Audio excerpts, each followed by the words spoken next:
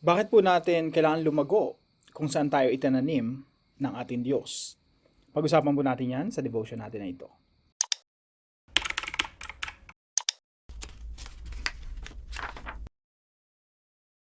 Magandang araw po sa bawat isa sa inyo. Welcome back to our 365 Daily Devotions, Bible Characters Edition.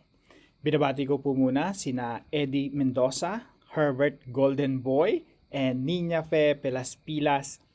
Maraming salamat po sa inyong pagsubaybay dito sa ating devotions every day. Napagpapatuloy po natin yung ating pag-aaral po patungkol po kay Propeta Jeremias or Prophet Jeremiah. So dito po sa mga devotions natin, ito mga nakalang araw, pinag-usapan na po natin yung calling, message, persecution, refusal, judgment, at ngayon naman po ay exile. Ano po ba yung exile? Ito po yung pagpapalayas ng Diyos sa sarili niyang bayan. At mula sa Jerusalem, sila ay dineport patungong Babylon. So sa dive deeper naman po natin, pag-usapan natin yung pang-anim, mamaya po ito, where is history ultimately heading? Now sabi po rito sa Jeremiah chapter 29, verse 1. Siguro sa inyo, marami sa inyo, naisip na yung Jeremiah 29:11. Huwag po kayong mag-alala, madadaanan po natin yun sa devotion natin na ito. So, yung Jeremiah 29:11, ang konteksto po nito noon ay exile. Nung panahon na pinalayas yung Judah sa sarili, yung mga nakatira sa Judah mula sa sarili nilang bayan. So, dito po sa verse 1, sabi dito, "This is the text of the letter that the prophet Jeremiah sent from Jerusalem to the surviving elders among the exiles and to the priests, the prophets, and all the other people Nebuchadnezzar had carried into exile from Jerusalem to Babylon." Sa mga tuwid, yung Jeremiah 29 pala, kasama na yung verse 11 doon, na ano pala ito, letter, sulat, parte ito ng sulat ni Jeremiah para doon sa mga nag-survive doon sa exile. Sipin nyo, nagmarcha sila doon, no? Marami siguro namatay. Sa layo kasi noon eh. Tingnan nga natin yung yung mapa natin. So dito sa mapa natin, tingnan natin. So dito mula Jerusalem, mula Israel hanggang papunta rito sa Babylon. So malayo po 'yan, hindi po 'yan biro, no? Nagmarcha po sila diyan, hindi naman sila pasasakayin sa karwahe, no? Papunta lang dito sa Babylon. So, isipin niyo po, ganun po kalayo. Mula Israel hanggang malapit sa Baghdad ng Iraq. So, yung mga na-exile po na yun po yung sinulatan ni Prophet Jeremiah. So, ito po yung mga katuruan natin ngayong araw. Number 1 po, God wants His people to flourish. Nais ng Diyos na yung kanyang bayan mag-flourish, lumago, mag-succeed, mag-thrive, magtagumpay. Saan po? Wherever He places them. Kung saan man sila dinala ng Diyos. Kahit under discipline sila, no? Yung iba dito, mabubuting tao naman, nadamay lang. Sino-sino po ba yon? So, nagkaroon po ng maraming deportations, no? Noong 605 BC, ito yung after the Battle of Carchemish. Yung mga Israelite kasi mali yung nakampihan, no? Imbis na sa Babylon sana, sa kaaway pa ng Babylon sa Egypt. So, na-deport sila rito. Second deportation, panahon ni Jehoiachin. And yung third deportation, ito yung pinakamalala. Kasi ito po yung winasak na yung templo ng Jerusalem sa panahon ni Zedekiah. Another deportation yan. And then, merong minor deportation. Ito yung 700 plus lang yung dineport. Pero isipin nyo dito, 10,000 captives. Tapos yung third deportation, halos wala nang natira, no? At yung fourth deportation, na lang, mga 700 na lang yung dineport. So, yung mga na-deport na yun yung sinulatan ni Prophet Jeremiah. At sabi ng Diyos sa pamamagitan ni Prophet Jeremiah, alam kung saan kayo mapunta, mag-prosper kayo doon. Sisipin nyo, no? Under discipline na nga sila, at yung iba sa kanila, nadamay lang, mabubuting tao naman, pero yung plano pa rin ng Diyos, hindi nawawala. Yung pagmamalasakit ng Diyos para sa kanila, hindi pa rin nawawala.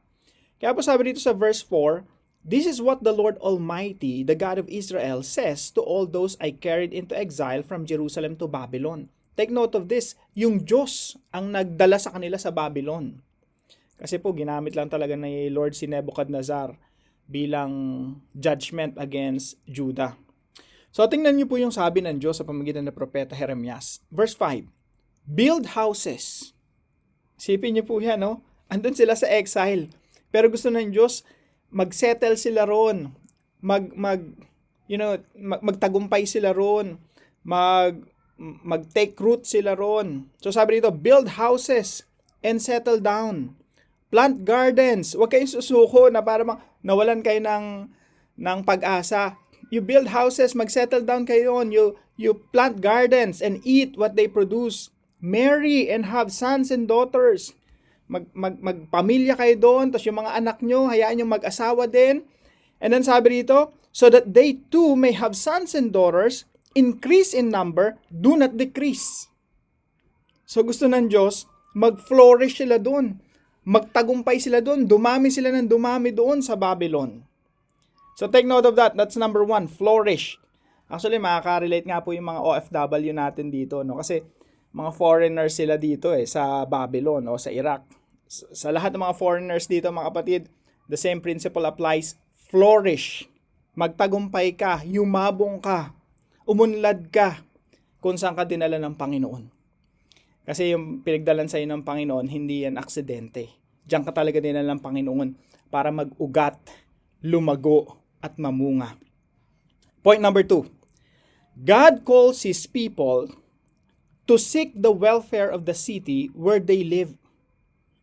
Hindi lang yung bayan niya, pinagmamalasakitan niya, pati yung city o nation kung saan sila dinala ng Diyos.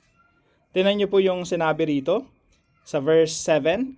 Also, seek the peace and prosperity of the city to which I have carried you into exile. Pray to the Lord for it. Sabi dito, hanapin nyo yung kapakanan. Kumbaga, mag-contribute kayo ng something dyan sa bansa na yan. Gamitin nyo inyong mga skills, no? Para umunlad yung bansa na yan. Tapos ipanalangin nyo yung bansa na yan. Sabi dito, pray to the Lord for it because if it prospers, you too will prosper. Pag nag-umunlad yung bayan na yan, uunlad din kayo. So dito, habang binabasa ko to, sabi ko, kung yung ibang bansa nga nagmamalasakit ang Diyos, how much more yung sarili niyang bayan. Tayo namang mga Pilipino, kung saan tayo dalhin ng Panginoon, kung pinagmamalasakitan ng Diyos, yung iba't ibang mga bansa. At sinasabi sa atin, no, by principle, based on this text, na pagmalasakitan natin kung saan tayo dinala ng Panginoon, how much more na pagmalasakitan natin yung sarili nating bayan. Kaya dito may makikita natin dito na gusto ng Diyos maging concerned citizens tayo. Mga citizen na may malasakit kung saan tayo dinala ng Panginoon. At tayo naman nasa Pilipinas, lalo tayong magmalasakit sa sarili nating bayan.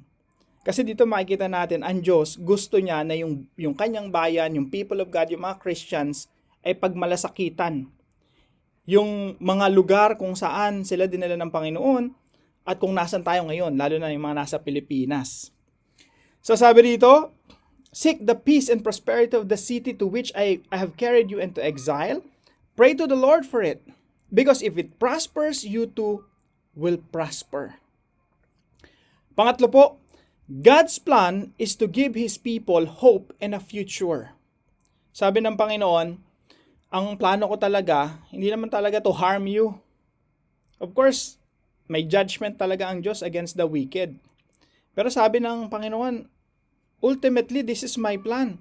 For I know the plans I have for you, declares the Lord. Plans to prosper you and not to harm you. Plans to give you hope and a future. Na-imagine ko sila Ezekiel, sila Daniel, Shadrach, Meshach, and Abednego, nababasa nila to, no?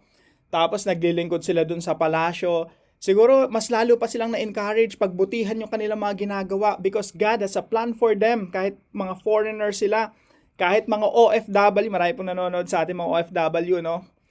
Isipin mo para ang si Shadrach, Meshach, Abednego, pati si Prophet Daniel na nagtagumpay sa ibang bayan. Mas nagtagumpay pa nga si Prophet Daniel kaysa dun sa mga kings na pinaglingkuran niya. And this is a very encouraging word. Sabi rito, for I know the plans I have for you. Plans to prosper you and not to harm you.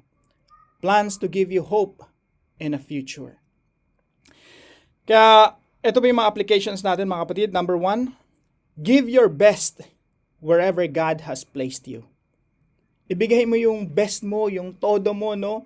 Kahit na yung isipin yung mga bihag ito na dinala sa Babylon. Supposed to be, mga mawawalan na to ng pag-asa. Ayoko na magpamilya, magkakaanak pa ba ako sa lugar na ito? Puro laman kami mga bihag. Supposed to be, mga ganong tao, dapat nawala na ng pag-asa.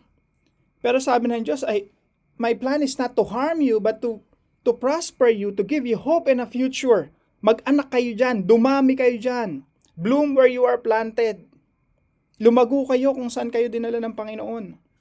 Give your best wherever God has placed you. Kung saan dinala ng Panginoon, punong-puno ng pag-asa dyan. No? Punong-puno ng buhay dyan. Punong-puno ng kinabukasan dyan. Give your best. Ibigay mo ang pinakamainam. Isipin mo, sumasamba ka sa Panginoon whenever you give your best. And point number 2, pray for the prosperity of your city and nation. Sa atin dito, sa mga nasa Pilipinas, no? Kung sinasabi ng Panginoon na ipanalangin ng mga Israelita yung Babylon, kung saan, yung Babylonia, yan yung dumurog sa Jerusalem. Pero isipin mo, ang sabi ng Diyos, panalangin mo na mag-prosper yung Babylon. Kung ako yun, ang ipapanalangin ko, Lord, puksain mo na tong Babylon, no? Gunawin mo na to. Pero sabi ng Panginoon, pag nag-prosper yung Babylon, magpa-prosper din kayo. Kaya rito rin sa bansa natin, no, let's pray for the prosperity of our country. Bigyan tayo ng mga mabubuting mga leaders, mga leaders na may takot sa Diyos, mga tapat sa Diyos. Bigyan tayo ng mga business leaders, political leaders, mga leaders sa education na talagang gagamitin yung kanilang mga skills, talents para sa kapakanan ng ating bayan. Pray for the prosperity of your city and nation. And pangatlo po, trust God's plan to give you hope in a future. Pagtiwalaan natin yung plano ng Diyos na hindi iniisip ng Diyos na gawan ka ng masama, kundi ang iniisip ng Diyos gawan ka ng kabutihan. Gawan ka ng maghanda ng magandang kinabukasan para sa iyo at para sa akin, para sa ating lahat. Trust God's plan to give you hope in a future. Kung tayo man ay nasa sitwasyon na parang exile tayo, no? Clueless tayo, just imagine, tingnan nyo nga po itong larawan na ito. Papasok sila doon sa, yan po yung Ishtar Gate na tinatawag. Yan po yung main gate doon sa Babylon. Sipin mo kung diyan ka dinala, papasok ka dyan, never ka pang nakarating dyan. Clueless na clueless. Parang mga OFW natin, no? Lalo ng first time tayong nakarating sa bansa kung saan tayo nagtatrabaho. Everything is like strange. Parang ano yan, no? Hindi tayo familiar kung saan lugar. Kahit pagsakay lang ng tren, hirap na hirap tayo. Pagsakay ng bus, saan yung bus station, saan bibili, hirap na hirap tayo. Sipin niyo po, yung mga Israelita nung unang panahon, talagang clueless. Walang alam kung anong mangyayari sa kanila. Hindi alam kung anong mangyayari kinabukasan. Pero tandaan ninyo, kung ano yung promise ng Diyos sa kanila. Sabi ng Diyos sa kanila, my plan is not to harm you, but to prosper you, to give you hope in a future. So trust God's plan. Kung ano man ang nangyayari sa buhay natin ngayon, pagtiwalaan natin ang ating Panginoon. Para po sa ating discussion, why does God want us to be concerned citizens? Why should we seek the welfare of the city in which we live? Bakit gusto ng Diyos na maging citizens tayo na may malasakit sa bayan? Pag-usapan po natin yan sa ating mga discussion groups at para po sa ating dive deeper, where is history ultimately heading? Related po yan sa topic natin ngayon. Tayo po'y manalangin. Heavenly Father, thank you for placing us where we are, according to your perfect wisdom and sovereign plan.